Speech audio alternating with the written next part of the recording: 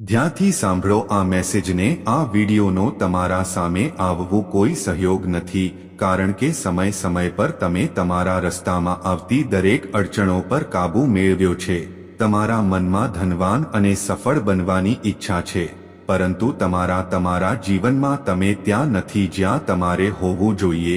તેથી જ તેને બદલવાની જરૂર છે। જો તમે હજુ પણ આ વિડીયો જોઈ રહ્યા છો તો તમે સફળતા માટે ચોક્કસ ઉપયોગી છો।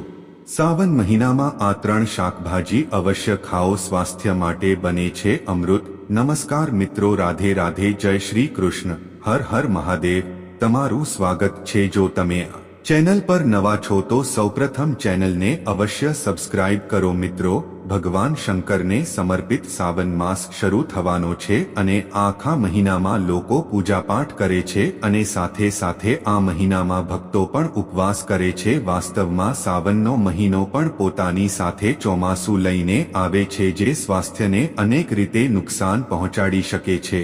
આવી સ્થિતિમાં આ ઋતુમાં સ્વાસ્થ્યનું ખાસ ધ્યાન રાખવું જોઈએ, ખાસ કરીને ખાનપાનનો વિશેષ ધ્યાન રાખવું જોઈએ। એક તરફ સાવન મહિનામાં કેટલીક શાકભાજી ખાવાનું ટાળવાની સલાહ આપવામાં આવે છે, બીજી તરફ કેટલીક એવી શાકભાજી છે જે શ્રાવણ મહિનામાં ચોક્કસ ખાવી જોઈએ, જે તમારા સ્વાસ્થ્ય માટે ફાયદાકારક રહેશે। ચાલો જાણીએ મિત્રો, તે કઈ શાકભાજી છે જે શ્રાવણ મહિનામાં ખાવાથી સ્વાસ્થ્ય માટે હેલ્ધી રહે છે।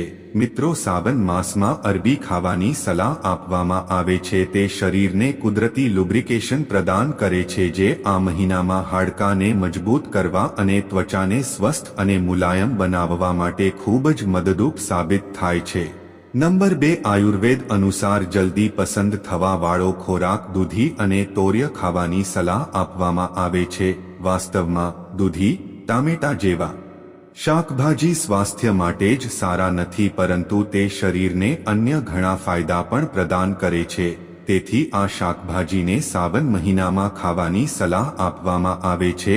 આયુર્વેદ મુજબ ત્રીજા નંબરે ભીંડી ખૂબ ખાવી જોઈએ, કારણ કે તેની અંદર ચીકણું પદાર્થ જોવા મળે છે, જે તેના પાચન ગુણો અનુસાર આ મહિના માટે એક પરફેક્ટ શાક છે।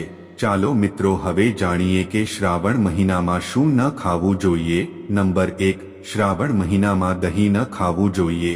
સારા બેક્ટેરિયાની સાથે તેમાં ખાટા પણ હોય છે, જે સ્વાસ્થ્ય માટે સારું નથી। જો તમારે દહીં ખાવું હોય તો એકદમ તાજું દહીં ખાઓ। આ ઋતુમાં દૂધ અને પનીર જેવી વસ્તુઓ પણ ઓછી રાખવી જોઈએ। શ્રાવણ માસમાં રીંગણ ખાવાની મનાઈ છે। વરસાદની ઋતુમાં જે રીંગણ આવે છે તેની અંદર જંતુઓ હોય છે અને તેને ખાવાથી ફૂડ પોઈઝનિંગની સમસ્યા થઈ શકે છે, સ્વાસ્થ્ય માટે હાનિકારક છે। નંબર 5, સાવનનો પવિત્ર મહિનો હોવાથી લોકો નોનવેજ નથી ખાતા, પણ આ સિઝનમાં નોનવેજ ન ખાવાનું કારણ છે, જેના કારણે નોનવેજ પચવામાં ઘણો સમય લાગે છે। અને મિત્રો, જો તમે હજુ સુધી અમારી ચેનલને સબસ્ક્રાઇબ નથી કરી તો કૃપા કરીને ચેનલને સબસ્ક્રાઇબ કરો। સાવન માસમાં સાત્વિક આહાર લેવો જોઈએ। તેમાં રહેલા પાણી અને ભેજને કારણે તે બેક્ટેરિયા અને અન્ય સૂક્ષ્મજીવો માટે સારી જગ્યા બની જાય છે અને તેનું સેવન કરવાથી આપણે બીમાર પડી શકીએ છીએ।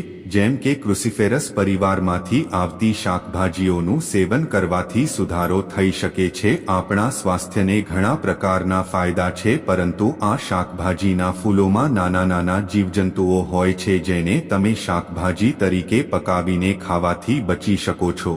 વરસાદના દિવસોમાં શક્ય તેટલું ઓછું ફણગાવેલા બીજનું સેવન કરો। મિત્રો, વિડીયો સારો છે તો વિડીયોને લાઈક કરો અને અમારી ચેનલને સબસ્ક્રાઇબ કરો અને સાથે સાથે બેલ નોટિફિકેશન પણ સેટ કરો, જેથી આગળનો વિડીયો તમારી પાસે સૌથી પહેલા આવે। અને કોમેન્ટમાં હર હર મહાદેવ લખો।